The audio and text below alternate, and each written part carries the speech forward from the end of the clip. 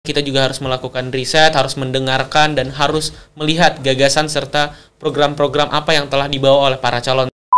Kritis terhadap calon, toleran terhadap sesama masyarakat atas pilihannya, dan tetap do our research gitu, tetap lakuin apa yang mau diketahui dari calon.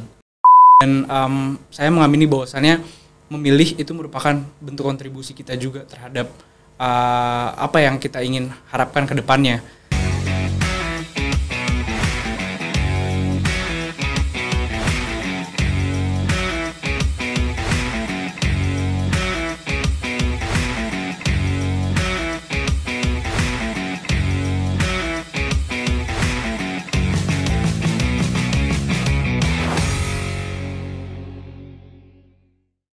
Halo teman pemilih, apa kabar? Senang sekali ketemu dengan teman pemilih semua. Masih di podcast KPU RI. Tepuk tangan dong buat podcast KPU RI. Iya, senang banget hari ini saya Raini Rinjani, host untuk podcast KPU RI, kembali bisa bertemu dengan teman pemilih. Dan sebelum saya memperkenalkan siapa yang akan jadi tamu istimewa kita di podcast KPU RI ini, kita mau disclaimer dulu bahwa kita semua yang melakukan proses syuting ini semua sudah melakukan tes swab antigen dan hasilnya sudah dinyatakan negatif. Jadi kami semua lepas masker. Hai, selamat berjumpa kembali adik-adik, apa kabar? Baik, sehat ya. Nah, kita kedatangan teman-teman, tebak dong kalau lihat warna bajunya mereka dari mana. That's right, kita ketemu dengan teman-teman dari BEM FHUI. Wow, selamat datang dong. Oke, kita kenalan dulu dong sama teman-teman yang sudah datang mampir di KPU RI ini. Sudah pernah datang ke sini belum sebelumnya? Baru pertama kali. Selamat datang, Dan selamat bertamu di rumah di mana para penyelenggara pemilu, kami bekerja untuk menyelenggarakan pemilu-pemilihan di Indonesia. Nah, ini adik-adik dari Badan Eksekutif Mahasiswa FHUI ini, kita akan kenalan dulu teman pemilih satu persatu dengan mereka ya. Ayo kenalan dulu dong. Dari siapa dulu nih? Boleh dari saya. Saya Sudayudi Putra, FHUI angkatan 2018, sekarang menjadi ketua BEM FHUI. Ketua BEM FHUI. Panggilan ini siapa? Surya. Surya ya. Oke, setelah Surya mau siapa? Boleh, saya dulu deh. Boleh? Perkenalkan, nama saya Adam Putra Firdaus, FHUI angkatan 2019. Sekarang merupakan Wakil Kepala Departemen Kajian dan Aksi Strategis BEM FHUI 2021. Yap. Jadi nama panggilannya adalah? Adam. Adam. Sama datang Adam. Satu lagi. Baik, perkenalkan, nama saya Fadel Muhammad Suwaib, mahasiswa FHUI 2019 dan sekarang menjabat sebagai Wakil Kepala Departemen Pemberdayaan Mahasiswa dan Badan Semi Otonom BEM FHUI 2021. Fadel, tepuk tangan dong ya buat teman-teman kita dari BEM FHUI. Jadi sudah ada Surya, Ketua BEM, kemudian ada Adam dan juga ada Fadel ya. Nah, bicara soal sekarang teman-teman nih selama masih menjalani perkuliahan di FHUI, terus juga kan teman-teman jadi pengurus BEM ya, ketua dan juga pengurus BEM. Maksudnya bergerak di tidak hanya kuliah tapi juga bergerak di aktivitas kemahasiswaan. Bahasanya kalau bahasa dulu tahun 90 tuh bahasanya aktivis gitu. Kalian masih nyebutnya bahasanya kayak gitu gak sih? Kalian masih menyebut diri kalian aktivis gak? Kita masyarakat biasa sih. Bisa aja, padahal mah sama ya teman memilih. Yang ngomong sekarang kalau kehidupan di pandemik seperti ini, aktivitas kemahasiswaan yang di organisasi seperti kalian tuh jalannya seperti gimana sih? Ya, kita berusaha semaksimal mungkin untuk beradaptasi dengan kondisi online ya. Kita coba untuk rapat, untuk mengadakan berbagai acara, webinar maupun hal-hal lain gitu seperti lomba atau sebagainya itu melalui online gitu. Kita coba beradaptasi dan seadaptif dan sekreatif mungkin untuk tetap bisa memberikan pelayanan yang terbaik gitu buat teman-teman mahasiswa dan juga untuk FHUI, UI maupun Indonesia itu sendiri gitu. Selain itu dalam hal pergerakan pun kita tetap melakukan raising awareness juga gitu, pencerdasan dan sebagainya. Memang pada saat ini terbatas dengan adanya melalui publian, melalui media sosial, kita buat infografis, kita buat kajian, kita buat propaganda dan sebagainya yang sekiranya dengan tren-tren masa kini yang sehingga mudah diserap gitu sama teman-teman mahasiswa atau sama masyarakat yang ada saat ini. Namun kami sebagai mahasiswa saat ini pun tidak kehilangan ketajamannya untuk terus kritis terhadap hal-hal yang memang perlu dibenahi, hal-hal yang memang tidak benar atau tidak tepat gitu. Dan sesekalipun kita tetap melakukan aksi juga gitu. Tapi memang tidak dapat sebanyak waktu sebelum pandemi ya, yang bisa langsung dikit-dikit turun. Iya. Saat ini sedikit penuh keterbatasan, tapi kita tetap terus turun dan tidak luput dari karena ada pandemi kita jadi ciut gitu. Mungkin itu kurang lebihnya dari saya, mungkin dari Adam Fadel bisa berikan tambah. Ada yang mau ditambah? Mungkin nggak menambahkan sih, cuman kan sekarang emang sudah sedikit berubah gitu situasinya, dimana sekarang kita pandemi dan kegiatan dilaksanakan secara offline. Tapi kalau dari aku pribadi melihat bahwasannya kegiatan kemahasiswaan masih bisa berjalan, cuma pindah platform aja gitu jadinya ke online. Jadi kayak tadi Bang Surya juga udah bilang, kalau aku pribadi kan membawahi departemen yang memang bergerak dalam hal mengadvokasikan isu-isu sosial politik, khususnya dalam hal pembuatan kajian. Jadi itu nggak begitu terpengaruhi sih, kajian-kajian tetap bisa jalan. Dan pandemi yang awalnya mungkin terkesan seperti seperti bencana lah ya ibaratnya, yang bikin kita kegiatan nggak bisa jalan gitu. Ternyata ada berkah-berkahnya sendiri gitu, dimana sekarang kegiatan online exposure-nya bisa lebih naik, kemudian media sosial lebih termanfaatkan, dan juga cakupan audiens yang kita capai juga lebih luas, dan itu banyak tercapai juga di masa pandemi. Jadi mungkin itu sih sedikit yang bisa aku tambahkan. Oke. Padahal mau nambahin nggak? Boleh. Kalau misalkan dilihat dari internal kampus, bagaimana BEM FAUI hadir untuk mengembangkan dan memfasilitasi minat dan bakat, kita juga dengan adanya pandemi ini turut adaptif, turut melakukan inovasi-inovasi. Walaupun olahraga ataupun kegiatan seni itu harus membutuhkan lapangan, membutuhkan perkumpulan massa, tapi kita coba shifting ke arah yang lebih digital lagi, seperti adanya e-sport, bagaimana kita mengembangkan e-sport, bagaimana kita yang awalnya cuma main-main game saja bisa diwadahi, bisa diteruskan, dan bisa diadakan kompetisi juga antar mahasiswa. Oh gitu, jadi kompetisi pun digital ya jadinya ya. Oh gitu. Kalau aku mendengar cerita kalian bertiga itu kok rasanya kok tidak ada masalah ya, sepertinya ya tidak terkendala dengan situasi pandemik pun gitu ya. Aktivitas kemahasiswaan itu tetap berjalan gitu. Euforianya tinggi nggak? Sebenarnya bermasalah, tetap dibilang bermasalah ya bermasalah gitu. Euforianya tergantung agenda gitu. Jadi memang kalau untuk beberapa hal yang mungkin memang sedang menjadi concern saat ini dan memang menjadi suatu hal yang sudah dijalankan selalu tahun per tahun, exposure-nya, euforianya tetap sama gitu. Cuman untuk beberapa hal yang mungkin terdengar kurang fun, kurang seru gitu ya, itu sulit kita untuk mencari masanya gitu. Karena kan kalau online kan kita cuma bisa approaching via grup, via chat segala macam. Sedangkan kalau dulu kita bisa tatap muka, ada yang lewat, kita tarik ikut, ayo ikut gitu. Jadi memang bisa langsung euforianya lebih gede, dan teman-teman pun ketika offline kan lebih semangat untuk ikut gitu kan, untuk ikut agenda ini, agenda itu, meskipun ujung-ujungnya sekedar untuk ngobrol ya. Kalau sedangkan kalau Zoom kan kita nggak bisa gitu kan, meskipun kita join Zoom, saya mau ngobrol aja sama Adam sama Fadel gitu kan, nggak bisa gitu. Nggak bisa, ya apalagi orang yang itu ya, yang sifatnya itu apa kalau bahasa Jakselnya, yang love language-nya itu physical touch gitu ya. Nggak bisa gitu lewat Zoom gitu kan, lewat call gitu kan, mana bisa ya, nggak enak gitu ya. Tapi teman-teman dari lembaga BEM sendiri kan, maksudnya ini kayak jadi semacam PR ya. Kayak kalian ngerasa jadi kayak bertanggung jawab nggak sih? Aduh, teman-teman harus berminat dong, teman-teman harus jadi didorong dong gitu biar pada mau gitu. Itu rata-rata yang paling diminatin tuh kayak kegiatan apa sih? Kalau yang bisa kita ngumpulin tuh untungnya di BEM FAUI selalu punya banyak survei lah. Berbagai survei kita lakukan itu. Gitu. Iya, kita sering banget tebar form, tebar apa untuk coba cari tahu apa sih kebutuhan IKM gitu. Misalkan di dalam ranah sosial politik, kita coba lempar form isi isu-isu. Ya teman-teman concernnya di mana? Lagi di ranah akademik dan profesi hukum gitu, kita coba lempar teman-teman butuhnya dibuat webinar apa? Teman-teman butuh enggak soal kesehatan mental, teman-teman, atau butuh karir, teman-teman butuh jenjang karir kemana? Teman-teman butuh lomba, teman-teman butuh lomba ke arah mana sih sifat akademik gitu. Di kemahasiswaan, di minat bakat pun kita juga melakukan itu gitu. Kira-kira teman-teman kalau kita wadahin e-sport nih sekarang, banyak nggak sih peminatnya? Karena kan biasanya kan dulu kan kita olahraga konservatif gitu ya, masih bola apa ya, sekarang kan nggak bisa nih gitu. Kita coba cari informasi kira-kira mau nggak, oh ternyata banyak. Terus seni dan budaya juga mulai berkembang gitu, nggak cuma sekedar tari dan sebagainya, bahkan sekarang ada pembahasan soal literatur ya, komunitas baru kita di EVA gitu. Oh gitu. Yang bahas soal literatur tapi dari sudut seni dan budayanya gitu. Jadi kita coba wadahi itu semua sesuai ke peminatan mereka yang kalian mau ini, kita coba wadahin ini gitu. Yang pastinya saat ini karena kondisi pandemi ya.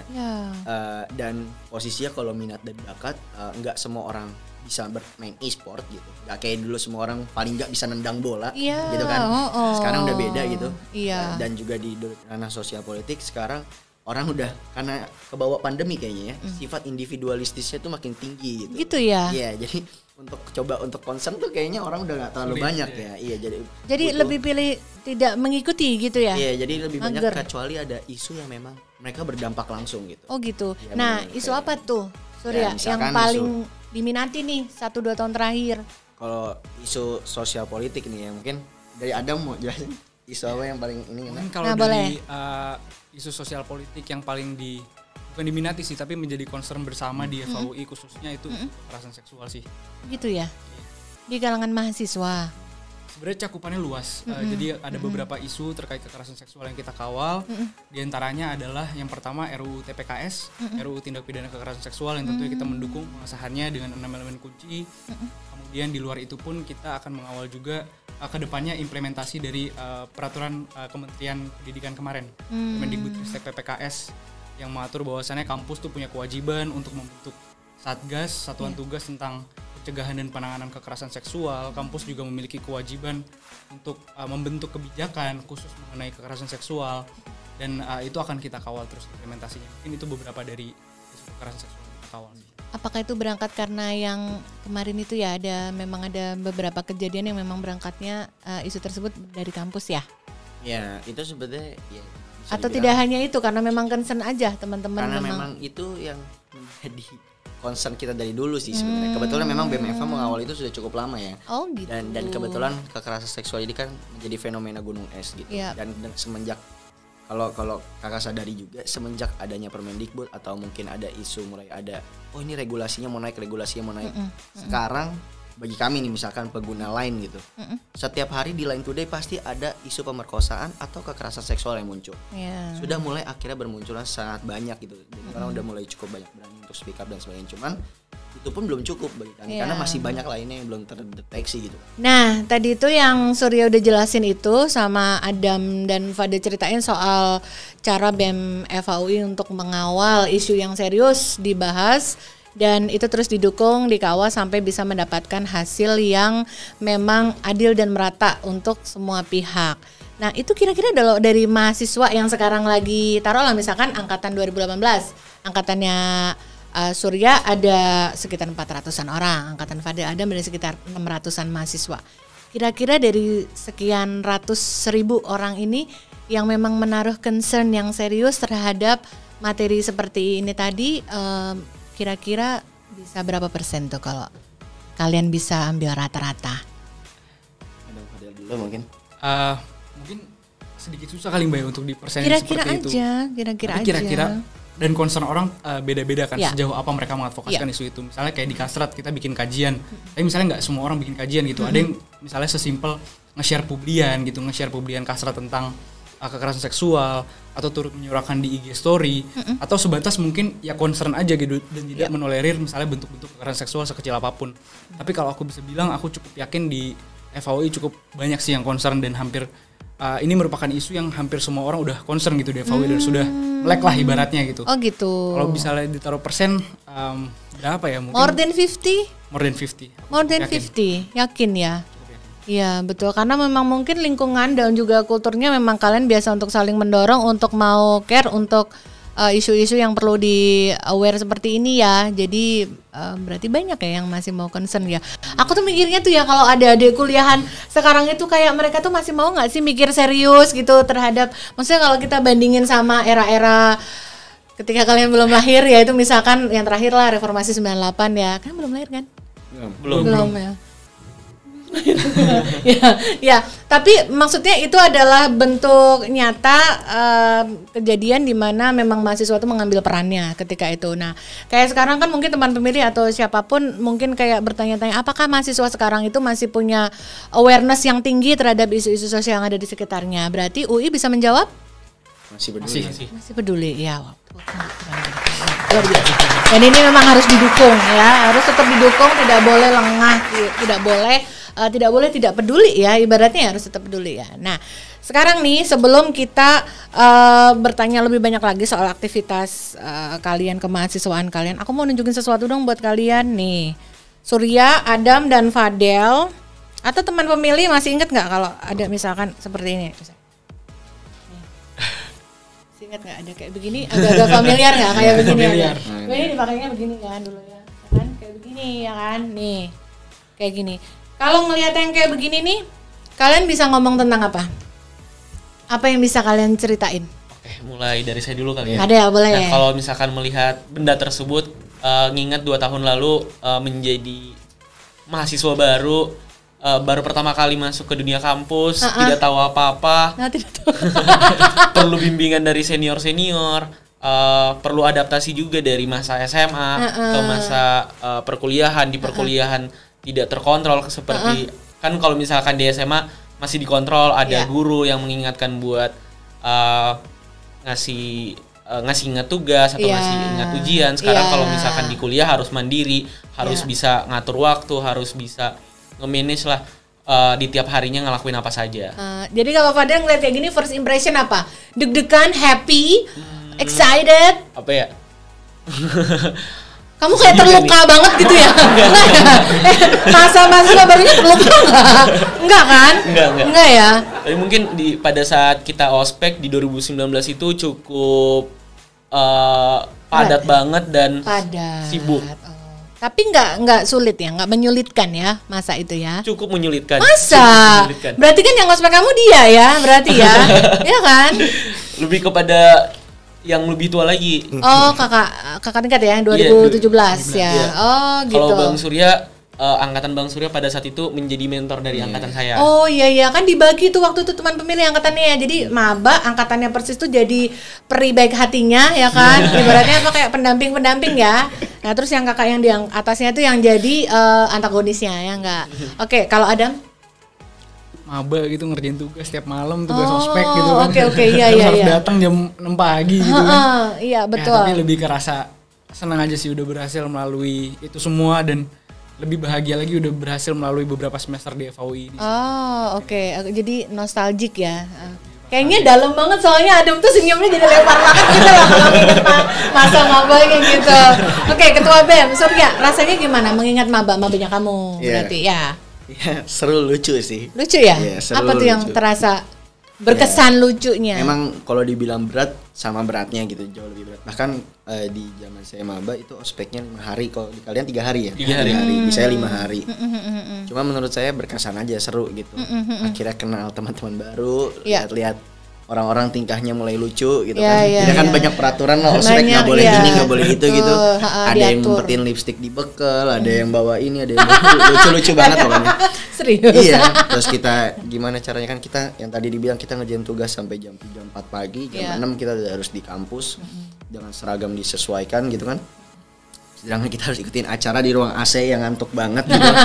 Iya, jadi kayak nikmat sih sebenarnya ya. Jadi pengen tidur gitu tapi jadinya. Iya, terus kita pakai fresh care lah di mata supaya melek segala macam. Kita lakuin lucu-lucu aja gitu, menurut saya seru aja gitu buat dialamin, dan juga adaptasi gitu. Adaptasi kayak saya dari SMA negeri ya, tanpa menjelekan SMA negeri sebenarnya.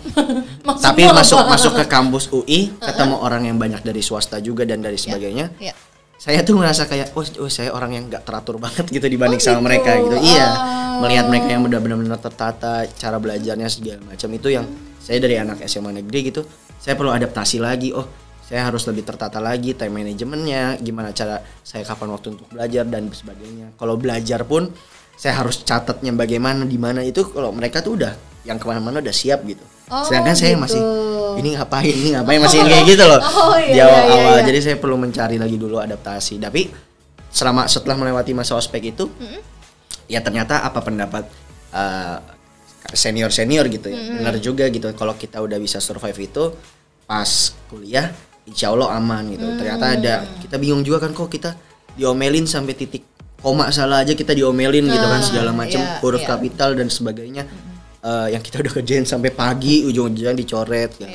Ternyata benar gitu. Ternyata pas kuliah dosen memang memperhatikan sampai sebegitunya iya, gitu. Jadi iya. banyak hal yang perlu adaptasi, dan di masa maba itulah masa 1 semester kita beradaptasi dengan euforia senangnya masuk FAUI gitu. Sebelum semester selanjutnya merasakan wah berat juga masuk sini gitu kan. Iyalah. Jadi euforianya di situ doang. Betul, euforia. Jadi ibaratnya kalau anak FAUI itu yang namanya masa maba susah apapun ya dijalanin, orang udah bisa masuk FAUI ya enggak? Itu kan more than everything ya kan. Itu pilihan keberapa kalian? Pasti pilihan pertama semua kan? Saya Yang pertama ya, iya kan pasti worth to fight for gitu ya nggak, maba mau kayak apa gue jabanin gitu, yang penting gue udah jadi FAUI gitu ya nggak. Itu kan sesuatu yang harus dibanggakan loh ya, karena kan nanti selamanya bakal dikenang ya kan. Nah kalau masa maba kalian itu ya, ini mau banding-bandingan nih, karena teman pemilih ini kan range-nya banyak sekali, dari yang masih lucu-lucu sekolah kayak kalian, masih ada yang seumur di bawah kalian, ada adik lucu, terus masih udah ada juga yang usianya sudah jauh lebih senior di atas kalian. Mau ngebandingin kalau anak-anak kampus sekarang itu zaman-zaman masa mabanya itu masih kayak lekat dengan praktek apa ya, sorry to say ya teman pemilih, kayak masih keras gitu, masih kayak semi bullying gitu, masih nggak di kalian? Masih kerasa nggak kadar kedisiplinannya tuh mendisiplinkan adik-adik maba baru gitu, mahasiswa baru itu? Oke, mungkin kalau misalkan di zaman kita bertiga pasti sudah jelas berbeda, karena kan ada peraturan-peraturan yang harus dipenuhi, dipantau juga dengan baik oleh pihak kemahasiswaan dan pihak kampus. Tapi untuk kedisiplinan dari abang mbak senior juga tetap menerapkan beberapa peraturan yang harus kita patuhi. Tapi emang tujuannya sudah jelas, kita tahu abang mbak itu melakukan dan melaksanakan peraturan itu untuk apa gitu. Seperti yang dibilang Bang Surya tadi, kita di dalam mahasiswa baru itu, masa itu merupakan masa adaptasi, masa percobaan. Jadi pada saat kita terjun ke dunia kampus yang sesungguhnya, mengikuti perkuliahan, kita udah terbiasa karena selama beberapa hari tersebut sudah latihan, sudah melakukan kesalahan-kesalahan, jadi kedepannya udah lebih lancar lagi. Oh gitu. Jadi kamu nggak ngerasa berat ya ketika maba dulu? Proses mabanya itu menurut kamu itu nggak yang physically hard gitu? Oh enggak ya? Lebih kepada memang waktunya aja yang harus terkuras karena harus ngerjain tugas malamnya, tapi harus bangun pagi. Kemudian juga waktu main juga jadi berkurang, benar-benar harus fokus tuh selama kurang lebih selama 1 bulan persiapan tuh harus benar-benar fokus kepada kampus, ngikutin semua kegiatan-kegiatan dari kampus. Jadi kayak lebih banyak itu kayak masa pengenalan kampus tuh memang lebih banyak kayak materi-materi gitu ya. Jadi kalau anak 90-an ya tuh, kalau yang namanya mahasiswa baru tuh ya, ini namanya kakak kelas nih. Nih, namanya kakak kelas nih. Dek, nunduk, Dek, nunduk, Dek, nunduk. Jadi yang namanya mahasiswa baru tidak diperlakukan secara, maksudnya kalau secara kita ngomong derajat-derajatan tuh kayak memang kalian tuh digejek di bawah kayak begitu ya. Kalau sepertinya kalau di masa sekarang sudah perlakuannya sudah berbeda ya. Sebenarnya ada. Sebenarnya ada juga. Cuman kalau di UI ya, saya nggak mewakili kampus lain gitu. Cuman kalau di saya di FAUI kami gitu udah lebih manusiawi ya. Kalau soal diteriak-teriakin menurut kami ya pasti ada gitu. Karena kita telat lah atau apa gitu. Cuman maksudnya enaknya saat ini memang kita diperlakukan tetap seperti itu, dengan kadar yang lebih manusiawi dan lebih jelas aja tujuannya apa. Jadi kayak kita giniin kamu supaya kamu begini. Oh ya udah, jadi kita kita bisa terima itu karena jelas gitu. Betul. Gak kayak mungkin waktu kita SMA atau mungkin kapan gitu kan, yang intinya telan aja omongan aja udah. Ya anak SMA begitu ya, mau si anak SMA kayak begitu.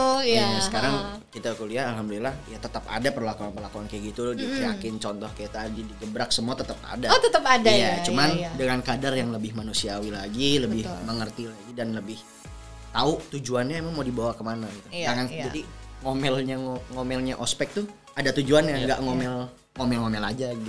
Betul. Dan pada kenyataannya ya teman-teman dan juga teman pemilih semua, kalau mau ospek di periode berapapun, mau di zaman sekarang ataupun di zaman dulu misalnya 90-an, ospek yang sekeras apapun itu, begitu ospek selesai, kakak kelas dan mahasiswa baru tuh memang jadi best friend akhirnya ya enggak? Memang jadi dekat gitu, dan itu kan jadi sesuatu yang cocok untuk dikenang malahan ya nggak sih? Ya. Nah, nih teman-teman nih, tadi tuh selama kita mulai proses syuting ini sudah ada nih kita taruh di IG story KPUR ini. Ternyata ada teman-teman yang mau tanya juga nih sama teman-teman BMF HUI. Soalnya kayaknya memang menarik banget mendengar pendapat dan juga apa yang kalian pikirkan kayaknya. Nah, ini yang pertama, ini teman pemilih ini terima kasih sudah bergabung dan sudah berkontribusi di IG story KPURI. Saya mau pilih pertanyaan yang pertama adalah, nah kita cek dua dulu ya yang pertama. Nah dari teman pemilih Mas Ari Suwandi, thank you ya udah support. Nah ini sederhana banget tapi mungkin bisa jadi sangat bermakna buat Surya, Fadel dan Adam sebagai teman-teman dari BMF HUI. Apa sih arti Universitas Indonesia menurut kalian sebagai mahasiswa Fakultas Hukum? Piece of a cake. Coba Ketua BEM dulu. Oh Fadel dulu, oke. Mungkin arti Universitas Indonesia bagi saya selaku mahasiswa merupakan tempat berkembang. Bagaimana saya belajar juga mengenai apa yang saya minati dalam hal ini ilmu hukum. Bagaimana saya mengeksplor, menambah soft skill dan juga hard skill saya. Sehingga pada saat saya keluar dari dunia kampus, saya bisa lebih berkembang, bisa menjadi lebih berguna dan bisa melakukan banyak hal gitu. Tidak hanya hal-hal yang saya udah ketahui sebelum saya masuk ke dunia kampus. Jawaban calon pemimpin. Oke, next siapa? Adam, boleh. Ya. Kalau aku pribadi sih mengartikan Universitas Indonesia sebagai kesempatan kedua sih dalam hidup. Kesempatan kedua, ya. Karena dulu aku kenapa bukan kesempatan pertama? Ya dulu aku lebih fokus kepada main bola karena itu minat kan, minat aku dari dulu. Emang pengen jadi pemain bola, tapi kemudian ada cedera, kemudian aku harus nyari nih mimpi lain apa yang bisa dikejar gitu. Dan ya kebetulan alhamdulillah puji syukur aku bisa masuk di FHUI dan ya aku mengartikannya sebagai kesempatan kedua aja sih untuk have a shot lagi lah on life gitu.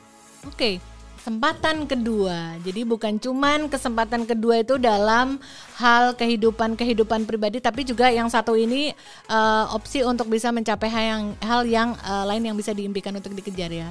Nice answer. Sekarang Ketua BEM. Apa arti UI buat kamu? Jawab yang bagus. Arti UI buat saya ya kayaknya rumah terakhir sebelum berjalan sendiri kan. Sebelum kita bekerja menjalani kehidupan sendiri. Kenapa jadi rumah terakhir? Kenapa diibaratkan rumah? Karena penuh akan permasalahan juga sebenarnya. Jadi dibilang wadah berkembang. Maksudnya kamu tertimpa banyak masalah? Enggak, gitu? Maksudnya di UI sendiri, saya di UI, maksudnya ternyata UI punya banyak permasalahan juga. Tidak seindah yang orang lihat dari rumput tetangga gitu lah istilahnya. Iya. Gitu. Jadi makanya saya ibaratkan rumah, ada kalanya memang baik, ada kalanya memang buruk gitu. Tapi tetap karena saya menganggap UI sebagai rumah, ya tetap menjadi pembelajaran bagi saya kan, sebagai salah satu penghuni rumah gitu. Untuk belajar di situ, untuk berkembang jadi lebih baik lagi dan sebagainya secara akademis maupun non akademis. Nah, itu dari saya. Dari itu jawabannya bagus-bagus ya teman pemilih ya. Nah sekarang kita pergi ke pertanyaan kedua ya. Sudah siap adik-adik? Pertanyaan kedua, nggak usah deg-degan. Mana senyuman buat mantan mana ya? Kesini. Oke, jadi ini ada pertanyaan kedua nih dari teman pemilih yang sudah kirim pertanyaannya di IG story KPURI. Ya namanya Kis Fendi. Ini mungkin Mas ya biasanya Mas Kis Fendi ya. Mahasiswa itu sering disebut sebagai agent of change, agen perubahan. Ya, hal konkret apa yang ditawarkan mahasiswa untuk perubahan? Ini kayaknya memang general banget. Kalian boleh memilih angle apapun. Coba Ketua BEM aja nih mewakilkan nih. Coba silakan. Justru saya ingin memperkada. Bisa aja Ketua. Dan dia tidak bisa mengelak. Jawab Adam. Sebenarnya mungkin kalau dari kami sendiri, kami itu tidak mengamini bahwasannya mahasiswa itu agent of change, itu mungkin pertama, karena kami nggak memandang bahwasannya mahasiswa lebih baik dari berbagai elemen sipil, masyarakat sipil lainnya yang juga berjuang gitu dan memperjuangkan sesuatu. Jadi mungkin itu pertama. Dan yang kedua, hal konkret apa yang kami tawarkan, mungkin jawabannya keterlibatan sih. Dalam artian mungkin in terms of social political issues, kami akan terus terlibat gitu, kami akan terus melakukan segala hal untuk emang mengadvokasikan apa yang kami semua perjuangkan gitu. Baik itu dari RUU bermasalah, RUU yang segera disahkan, atau isu-isu in general lain yang sebenarnya perlu perhatian lebih. Di masa online ini, meskipun mungkin banyak ya pendapat yang bilang mahasiswa udah jarang nih turun ke jalan gitu Iya, dan lain-lain. iya. Tapi kan itu kita menyesuaikan ke pandemi dan kita mencari cara lain untuk berjuang. Jadi kami meskipun kami tetap turun ke jalan gitu sebenarnya, Iya. namun kami juga bikin kajian-kajian, kami bikin infografis, kami bikin berbagai propaganda untuk raising awareness. Dan itu sih mungkin hal konkret yang bisa kami tawarkan, keterlibatan aja di semua isu yang perlu perhatian kami. Nah, itu dia ya teman pemilih, sudah dijawab ya sama teman-teman BEM FAUI ya.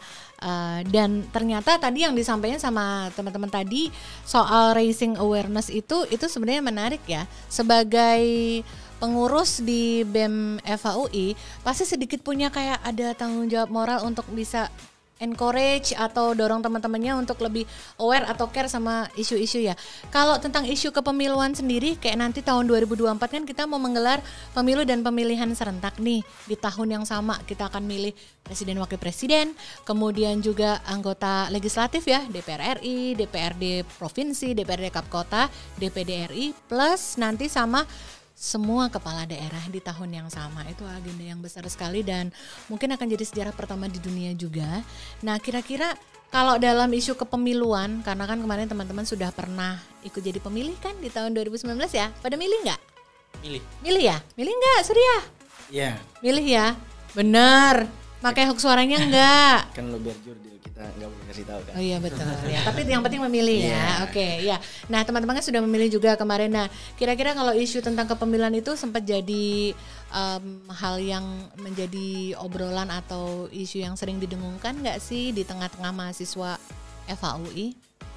Mungkin Cerita dong. kalau dari mungkin dari pengalaman saya selama di kampus sih, sejujurnya untuk isu itu kurang jadi pembahasan sebenarnya, karena di lingkup kita tidak mau terlalu mempermasalahkan soal pandangan politik dalam hal itu dan sebagainya gitu.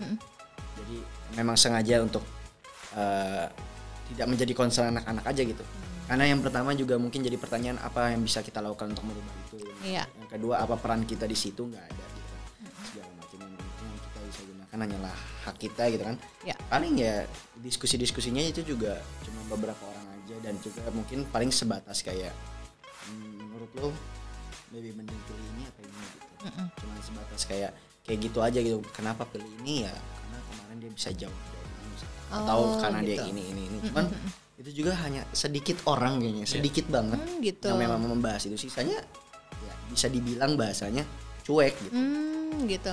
Bisa kelihatan nggak kayak itu menjadi catatan kalau dari sejarah yang kemarin 2019 ya, misalkan karena 2019 itu Surya sendiri kan sudah berada di kampus nih. 1 tahun menjalani perkuliahan, baru ada pemilu di 2019. Sempat beredar nggak kayak obrolan yang kayak misalnya besok aku mau nyoblos atau besok kayaknya aku nggak nyoblos kayak gitu, bisa kelihatan nggak kayak mereka menggunakan hak suaranya nggak menemu itu? Soal menggunakan, soal ada obrolan tentang nyoblos enggak, kayaknya nggak ada. Tapi soal nyoblos apa enggak, kayaknya sih nyoblos semua. Gitu. Tapi maksudnya jadi concern pembahasan yang sampai diskusi itu kayaknya enggak gitu. Oh gitu, jadi kayak obrolan warung aja ya ibaratnya ya? Bahkan belum tentu jadi obrolan warung gitu. Oh, gitu. Karena nggak diobrolin itu soal ini. Kayak ya udah terserah lu pada aja mau gimana. Iya. Mau siapapun pilihannya, ya, nggak ada dampaknya langsung buat kita. Dalam artian buat teman-teman FAUI, ya kita siapa juga mau milih yang mana bakal merubah segalanya, ya nggak ada. Gitu. Jadi sebatas ya udah kita coblos yang menurut keyakinan pribadi masing-masing aja, dan kita sama-sama nggak mau menyerang masing-masing pihak mau milihnya gimana. Gitu. Jadi kalau di masa jelang pemilu itu, sepanas-panasnya pemilu yang terjadi itu biasanya ramai itu kepemiluan terakhir adalah di media sosialnya, nggak kayak misalnya grup keluarga aja udah bikin kita gerah gitu ya. Kalau di grup mahasiswa gitu, misalnya di grup pembicaraan misalkan di WA grup misalkan kayak gitu nggak sempat jadi obrolan nggak sih? Sempat jadi kayak si A nge-share paslonnya ini, si B nge-share paslonnya ini. Alhamdulillahnya di kampus kita, Nggak ya? terutama di FAUI nggak pernah ada yang kayak Nggak gitu. pernah Justru ada. kalau ada yang kayak gitu malah kita apaan sih kok jadi dicampur-campur ke urusan kita. Jadi kayak Gitu. sengaja kita membuat coba untuk clear, tidak terlibat sama itu. Kita pun mau siapapun, istilahnya mau siapapun calonnya, mau itu yang dibilang orang baik, mau itu yang dibilang orang benar segala macam dan lain-lain. Kalau dalam prosesnya dia tetap ada salahnya dan segala macam, ya kita tetap akan kritisi. Jadi Jadi makanya kayak buat apa juga kita bahas, tugas kita pun tidak akan berubah untuk terus kritis terhadap pemerintah, mau siapapun calonnya. Jadi biar kita kembalikan keyakinan kalian pribadi aja. Kita nggak mau bahas itu. Tapi kebaca nggak ketika teman-teman at least minimal di circle kalian gitu ya, di circle sesama pengurus BEM misalnya atau di lingkungan pergaulannya, kayak bisa dijamin nggak hampir kayak berapa banyak tuh yang memilih atau tidak memilih? Banyak sih kayaknya kalau soal milih ya. Kalau soal milihnya tetap menggunakan hak suaranya tetap ya. Tapi Cuma memang kalau diskusinya ya gitu. Paling cuma iseng-iseng aja, misalkan memang lagi ada yang panas gitu. Kayak ya udah cuma kemarin gini ya. Oh iya ya udah lewat. Udah gitu aja. Jadi memang tidak menjadi hal yang diperdebatkan dengan serius gitu ya kalau di lingkungan kampus ya. Justru perdebatannya lebih ke soal hukumnya sih. Kayak kemarin kan soal yang di MK ya, permasalahan. Ya paling kita lebih karena dibahas juga sih sama dosen gitu soal kemarin ada yang nonton gak itu acara di MK soal pemilu, ya paling bahasnya ke situ, itu pun dalam konteks akademik kelas gitu, bukan memang perdebatan politik atau sebagainya. Iya. Tapi pada ngikutin sidangnya di MK, pada ngikutin? Ya kadang dosen suka nanya, jadi kita ya harus aktif aja gitu cari tahu kasus-kasus hukum yang baru. Iya. Nggak usah nonton sampai akhirnya itu 24 jam kalau nggak salah ya. Kan bayar. Iya. 24 jam dan disiarin langsung. Jadi kayak at least kita coba perhatiin beberapa aja untuk tahu gini. Iya betul. Ini sedikit tips buat teman pemilih juga, kalau mau hasil akhirnya langsung lihat ke media sosial KPU.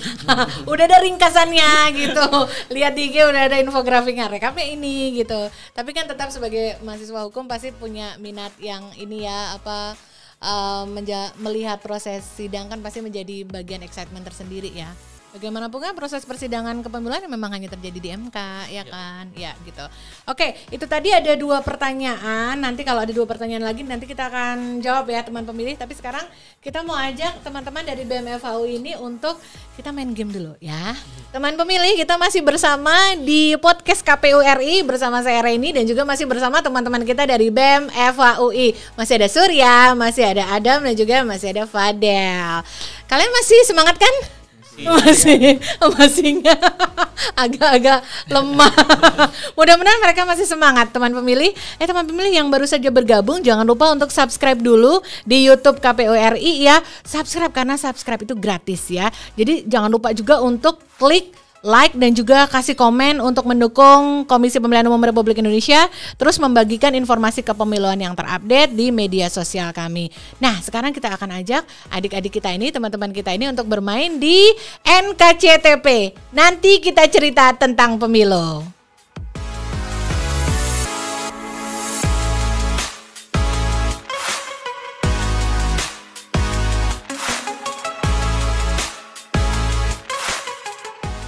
Nah, teman pemilih, kita bertemu di NKCTP. Nanti kita cerita tentang pemilu. Di dalam sesi ini, kita akan mengajak teman-teman dari BEM FAUI untuk kita mau pancing nih cerita mereka soal mereka ada nggak ya agenda atau kisah atau apa tentang pemilu yang nanti dikaitkan sama kartu yang akan kita tunjukkan kepada mereka nanti. Nah, Fadel, Surya, dan Adam nanti kita main satu persatu ya. Nanti kita akan kasih 2 pilihan, kalian harus memilih salah satu dan nanti coba dikaitkan dengan tidak hanya pengalaman yang sudah pernah kalian alami dengan pemilu yang lalu atau harapan kalian terhadap pemilu berikutnya, atau boleh dikaitkan juga dengan pemilu yang sudah kalian alami langsung di kampus yang kalian selenggarakan, yaitu apa namanya yang untuk memilih kalian itu Pemira ya, pemilu raya kan namanya ya kalau untuk proses pemilihan BEM itu. Ya benar ya. Oke. Nah, teman pemilih, kita akan ajak mereka untuk bermain di satu ini. Kita akan lihat bagaimana mereka bisa menceritakan apa cerita-cerita yang pernah mereka alami untuk bisa dibagikan kepada teman pemilih. Nah, sekarang untuk giliran pertama ini kita akan minta Fadel ya untuk memilih dulu ya. Nanti gilirannya akan ke Fadel, Surya, kemudian ke Adam ya. Yang pertama, teman pemilih, ayo kita saksikan. Kamu baca. Memilih atau dipilih? Memilih. Kenapa memilih? Karena memilih itu merupakan sebuah kebebasan, ada keleluasaan dari kita sebagai suatu pribadi untuk memilih sesuatu. Berarti ada pilihan yang kita pilih dan itu lebih baik dibanding harus dipilih. Oh gitu, berarti kamu lebih memilih ya? Iya. Lebih suka memilih? Iya, benar. Iya, karena kalau nunggu dipilih itu mungkin menyakitkan, ya nggak sih? Ya nggak sih? Ya. Oh mungkin. Oke, sekarang kita ke Surya. Jangan ketawa. Oke, Surya, sekarang giliran Surya. Kamu yang baca dan pilih ya. 1, 2, 3, silakan. Memimpin atau dipimpin? Memimpin. Ya. Jawabannya memimpin. Kenapa? Karena kalau dipimpin itu kita terdidik untuk menjadi yes man ya. Kalau dipimpin. Minta apa ya harus iya aja, terlepas dari memang itu benar atau salah. Ya terlepas dari kita bisa berargumentasi tetap atau sebagaimana mestinya, tapi tetap kan namanya kita berada di suatu birokrasi, dimanapun mau kita benar mau kita salah, atasan bilang apa ya udah gitu. Jadi sedangkan kalau kita memimpin ya insya Allah selama kita menjadi orang yang jujur dan melakukan hal-hal yang sesuai dan benar dengan tujuannya yang baik gitu, nggak neko-neko lah istilahnya kalau saya, ya insya Allah kita dapat membuat orang-orang yang mau bekerja di bawah kepemimpinan saya pun juga enak gitu, sesuai dan nyaman gitu. Jadi enaknya memimpin, kita bisa membuat dunia kita sendiri ya memang kita impikan yang kita idamkan kepada orang-orang yang kita pimpin. Oke, jadi Surya memilih memimpin daripada dipimpin ya. Sekarang teman memilih kita akan beralih ke Adam ya. Kamu udah siap Adam? Siap. Oke, 1, 2, 3, baca dulu. Mencari atau dicari? Ya. Ini jawabannya mencari. Mencari, kenapa?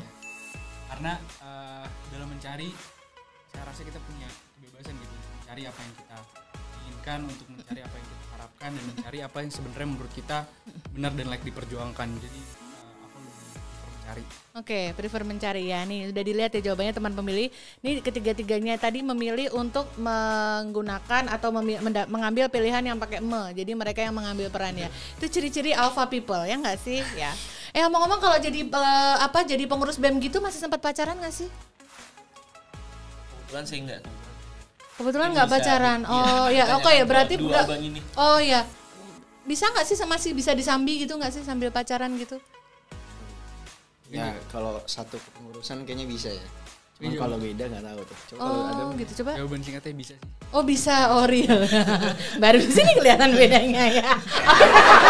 Oke, kita main lagi ya, kita teruskan ya. Oke. Kayaknya berat ya jadi pacarnya pengurus BEM Eva ya kayaknya ya, diajak rapat terus nanti ya. Oke, sekarang kita akan lanjut lagi ke Fadil lagi ya. Baca lagi, baca dulu baru dipilih. Silakan Fadil. Baca kenceng. Menentukan atau ditentukan? Ya. Menentukan. Ya. Kenapa menentukan? Karena sama sih sebenarnya alasan sama pilihan saya yang pertama, karena kita diberikan keleluasaan, diberikan kebebasan untuk menentukan sesuatu.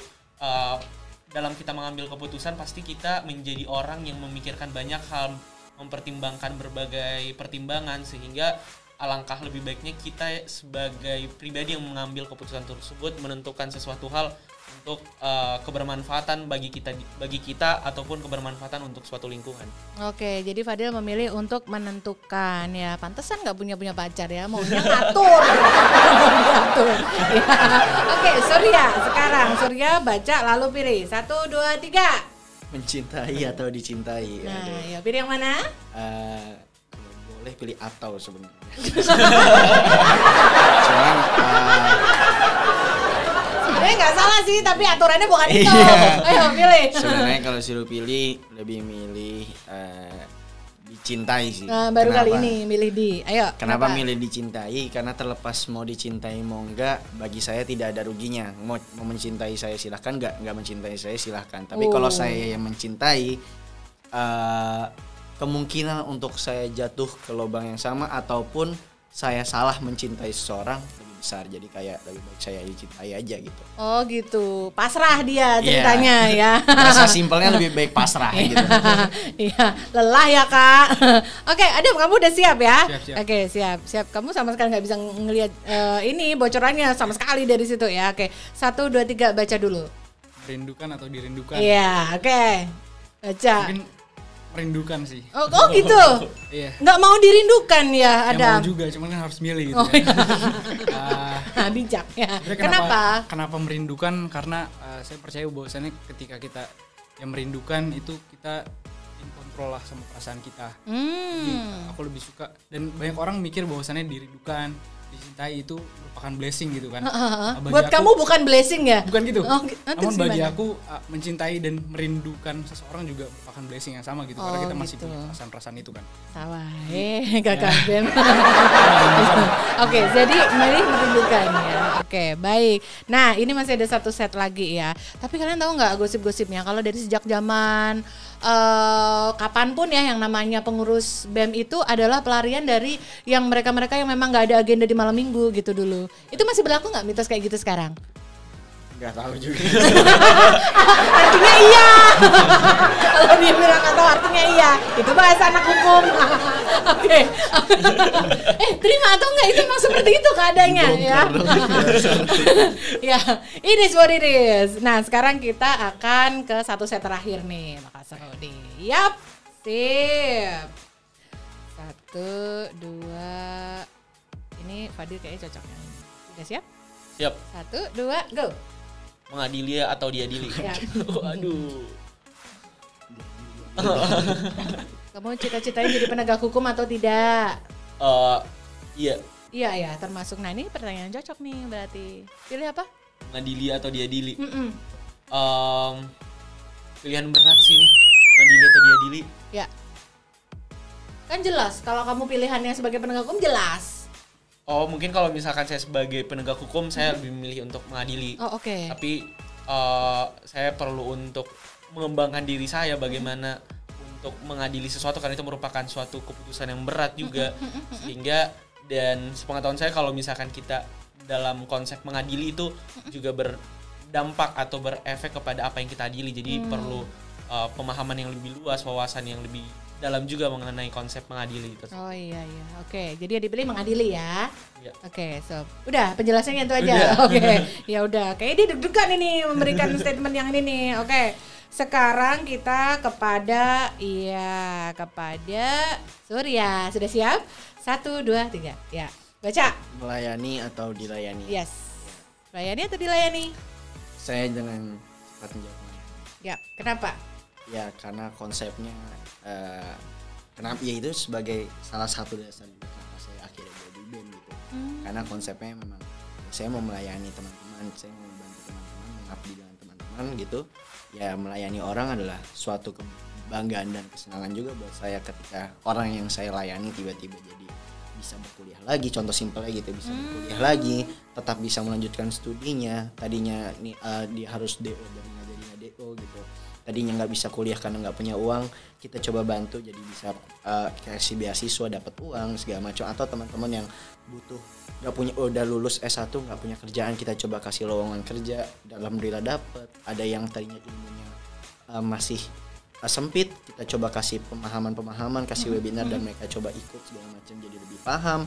Mereka yang nggak punya soal wadah untuk gue butuh pendalaman soal ilmu ini tapi gue nggak tahu gue harus ngobrol sama siapa, gue nggak punya link ke sana gitu. Kita coba layanin, kita coba wadahi segala macam, dan kesenangan tersendiri buat saya ketika bisa melayani orang dan ternyata itu sukses gitu. Jadi menurut saya melayani itu mungkin bisa dibilang jalan hidup saya sih. Oh melayani. gitu. Ya. Mungkin nanti karirnya juga pilih di bidang yang melayani ya, mungkin nanti ya. Siapa tahu ya sesuai pilihannya sendiri ya. Oke, tadi Surya sudah pilih melayani. Sekarang kamu nggak ada pilihan lain, tinggal satu aja ini. Adam, 1, 2, 3, ya baca. Memberitahu atau diberitahu? Yes. Pilih yang mana? Mungkin memberitahu sih. Memberitahu ya. Ya. Simpelnya kenapa memberitahu, karena aku mengartikan ini bahwasanya kita dalam posisi di mana kita bisa ya memberitahu orang-orang Ya. terkait apa yang kita percayai dan yang kita pegang gitu, apa yang menurut kita benar dan lain-lain. Jadi mungkin dan itu merupakan sesuatu yang penting juga menurut aku pribadi, dimana sebagai manusia kita harus memberitahu orang lain apa yang menurut kita salah, apa yang menurut kita benar, apa yang menurut kita baik, apa yang menurut kita apa yang menurut kita tidak. Jadi karena itu aku Pilih memberitahu ya. Oke, itu memang semuanya pasti punya dasar masing-masing nih ya teman pemilih, sampai 3 teman kita ini bisa memilih, hampir semuanya memilih memilih lebih aktif melakukan sesuatu ketimbang untuk satu ya, tadi kamu ya lebih pilih dicintai daripada mencintai ya. Itu opsi yang berbeda. Ya, teman-teman pasti juga punya pilihan masing-masing dan pasti mereka bertiga juga punya alasan sendiri, tapi yang jelas semua dari yang dilakukan oleh teman-teman di BEM FHUI ini tadi memang all the best untuk bisa support semua teman-teman di FHUI ya. Ya, sekarang nih kalau misalkan bicara tadi soal keterlibatan BEM FHUI dalam meningkatkan awareness gitu. Kalau menurut kalian, menurut awareness, kalau kita di kepemilian bicaranya awareness tentang agenda pemilu ya. Kalau menurut kalian paling cocok itu kalau buat mahasiswa FHUI itu kalau mau kasih info-info atau campaign kepemiluan untuk remind bahwa mereka harus care dengan hak pilihnya itu, kira-kira paling cocok itu pakai media apa? Kalau di saat ini masih media sosial atau kayak ada other choices gitu? Di saat online media sosial nggak sih? Ya. Karena keterbatasan juga. Any platform ya? Ya platformnya sesuai tren sih. Misalkan emang lagi trennya Twitter, mungkin Twitter, trennya di Instagram mungkin Instagram. Kalau di zaman sekarang trennya apa di lingkungan kalian, circle-nya? Mungkin Masih Instagram ya? kali. Masih Karena ya? apalagi ada fitur Reels yang baru itu masif banget. Oh Dan gitu. Viewersnya cukup banyak. Ya. Kalau TikTok belum ya? TikTok juga. TikTok juga. Udah lebih banyak TikTok apa lebih banyak Instagram kira-kira kalau di lingkungan anak-anak FHUI? Kalau dibilang main ya banyak main TikTok sih ya. Iya. Cuma Gitu ya? kalau untuk yang buat ya nggak banyak di TikTok. Oh gitu. Tapi jadi viewers aja. Viewers ya, penikmat aja. Ya, Kalau betul. Instagram kan teman-teman sesuai karyanya bisa post apa, bisa Iya. upload apa. Ya, betul. Ya, betul. Oke, jadi media sosial masih the best choices ya. Kalau di media sosial dulu ketika teman-teman masih berada di kisaran sekitar pemilu kemarin misalnya 2019, itu suka nemu-nemu hoax gitu nggak sih di medsos yang kalian ikutin? Ya susah sih sebenarnya membedakan mana hoax mana enggak. Gitu ya? Iya. Agak susah ya bedain. menemukannya. Kalau hoax kepemiluan gitu kayak bikin bingung juga nggak? Ya, Kalian itu bingung cari kebenarannya juga nggak kayak gitu? kalau saya saya sih kalau ngeliat hal-hal kayak gitu di media sosial, saya nggak bisa langsung bilang itu hoax juga, tapi di satu sisi saya nggak bisa bilang ini benar juga. Jadi ya do my research gitu, atau ya kayak lihat pakai mata kepala sendiri menurut saya benar. Ya it's decide apa pilihan saya aja gitu. Ya, betul. Dan teman-teman tahu nggak kalau di KPU ada salah satu media untuk bisa dipakai sebagai pembanding untuk meluruskan mana berita yang hoax dan mana yang bukan. Jadi teman-teman Surya, Fadel sama Adam bisa pergi ke website KPU RI www.kpu.go.id. Nih ada di sini ya, bisa dilihat dari website ini. Nanti masuk ada button, di atas itu ada button hoax pemilu. Di situ ada infografisnya, setiap hoax yang pernah keluar, pernah ada di media apapun, di situ ada hoaxnya dan ada klarifikasinya. Kayak gitu. Jadi nanti boleh coba ya, boleh cek-cek di website KPU RI www.kpu.go.id. Ini ada di mana? Di sini ya. Itu nanti bisa klik button hoax pemilu. Nanti boleh infoin juga ke teman-teman kalau nanti mau ngelurusin hoax-hoax kepemiluan, termasuk nanti untuk jelang 2024 ya. Pasti makin gencar lagi tuh hoax-hoax kepemiluan yang teman-teman bisa aja masih kepapar sama hal-hal yang seperti itu. Ngingetin aja, jangan lupa untuk saring dulu sebelum nge-share ya, biar nggak malu ya nggak sih ya. Oke, nah teman pemilih, kita sudah mendengar banyak apa yang menjadi buah pikir dan apa yang dialami oleh teman-teman kita dari BEM FHUI selama mereka menjalani masa perkuliahan yang seru dan sembari menjadi, bahasa saya, aktivis di BEM FHUI ya, dan terdengar sangat menyenangkan ya. So teman pemilih, sebelum kita akan mendengar apa yang ingin diingatkan teman-teman BEM kita, pesannya kepada teman pemilih, jangan lupa dulu ya teman pemilih untuk harus subscribe dulu untuk YouTube KPU RI, dan juga jangan lupa untuk like dan komen, dan terus berikan dukungan supaya media sosial KPU RI terus memberikan informasi kepemilian yang terupdate. Surya, Fadel ini dan Adam, kasih dong pesan untuk teman pemilih yang ada di seluruh Indonesia dari Pulau Sumatera sampai Pulau Papua di seluruh Indonesia, apa yang ingin kalian sampaikan sebagai mahasiswa terkait orang muda itu harus seperti apa perannya dalam nanti jelang kepemiluan? Ini ya. Mungkin untuk harapan saya kepada teman-teman pemilih pemula sama seperti saya, Adam dan juga Bang Surya, mungkin hak suara yang udah diberikan oleh negara, sebagai warga negara Indonesia haruslah digunakan dengan baik.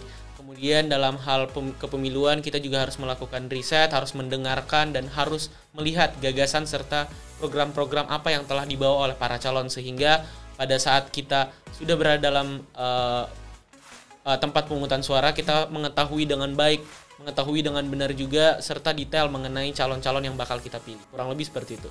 Thank you Fadel. Next. Adam dulu silakan. Mungkin seperti apa kita seharusnya menjelang pemiluan ya, kalau saya mengamini kita harus mengawal dan mengkritisi sih, dalam artian oke, memilih itu baik, tapi alangkah lebih baik kita tahu kita memilih siapa, alasannya apa, dan lain sebagainya. Maka dari itu saya merasa bahwasannya menjelang pemiluan, mari kita riset, mari kita kritisi, mari kita kawal semua apa yang dibawa masing-masing pasangan calon. Dan saya mengamini bahwasannya memilih itu merupakan bentuk kontribusi kita juga terhadap apa yang kita ingin harapkan ke depannya.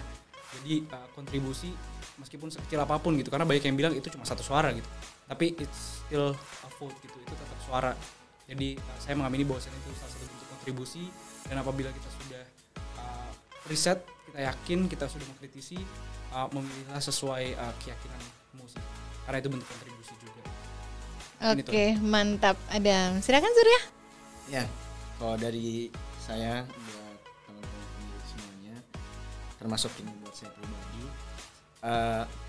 menjelang pemilu nanti, menurut saya yang perlu disiapkan adalah sikap kedewasaan, di mana butuh menjadi pribadi yang lebih dewasa, lebih toleran dan lebih kritis terhadap calon, toleran terhadap sesama masyarakat atas pilihannya, dan tetap do our research gitu, tetap lakuin apa yang mau diketahui dari calon. Benar kata Adam Fadel tadi, kita harus tetap kritis, cari tahu apa sih emang yang mau dibawa dan sebagainya, dan bagaimana realitanya, dan juga hak suara sebagai salah satu hal yang amanat undang-undang lah kepada kita, tapi itu tetap hak terlepas dari teman-teman mau menggunakan atau tidak. Benar kata Adam bahwa hak suara ini sebagai salah satu hak kita dalam berpartisipasi dalam pemerintahan gitu. Namun dalam praktiknya banyak ditemui membuat semacam perpecahan lah ya, bahkan bisa dibilang membagi suatu negara kita yang kita cintai ini yang penuh akan berbagai budaya dan berbagai macam kepercayaan jadi terbagi menjadi 2 gitu. Dan jangan sampai hal itu terjadi, karena hal ini adalah hal semata, siapapun calonnya, siapapun orang yang kita pilih atau bukan, pasti hanyalah orang yang akan memimpin. Tetap ke depannya mau kita yang menang siapapun, kita tetap dapat mengkritisi mereka gitu, dengan berbagai yang ada. Mungkin itu aja sih. Oke, thank you ya Surya ya. Nah, one last point. Kalau kalian sendiri sebagai seorang mahasiswa sekarang ya, melihat nanti agenda pemilu di 2024, banyaknya hal yang akan dilakukan karena berawalnya proses pemerintahan salah satunya berasal dari siklus pemilu itu juga. Impian kalian sebagai seorang mahasiswa FHUI itu sebenarnya yang kalian angan-angankan tuh sebuah pemilu tuh harusnya bisa seperti apa?